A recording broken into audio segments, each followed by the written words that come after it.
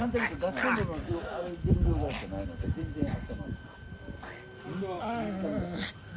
この近辺だけ全然触ってない。家のこと全然。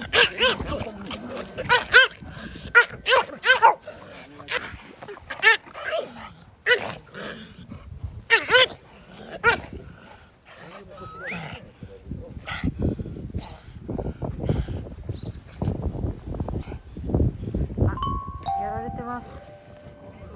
着火剤でやっちゃうから。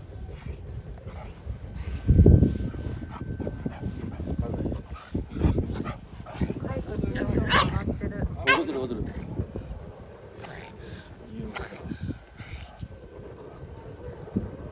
火がつけば煙も出ない。そうですね。ね、コロがカニのとこ逃げてる。あったかいよ。あったかい。うちストーブ買ったんですよ。あえて。レトロなやつ。そう。やっぱ近くにいますよ。あったかいんでしょうね。あれ高いんですよ今買うと。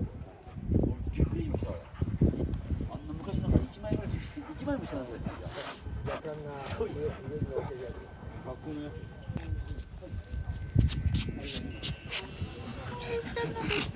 下のこと好きに。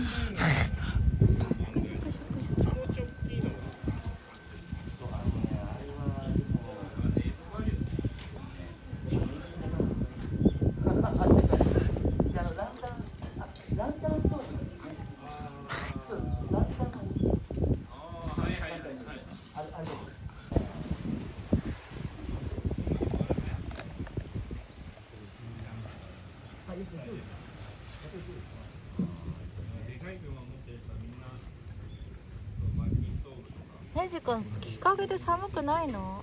できた。わちゃわちゃしてる。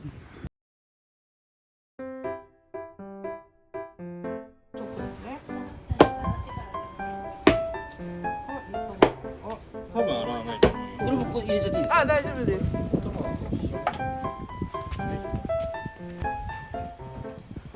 そうです。いいよ。そうです。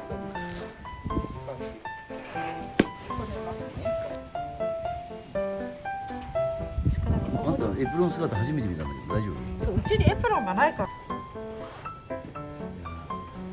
これね、あれなんですよ、風邪気味なんですよ。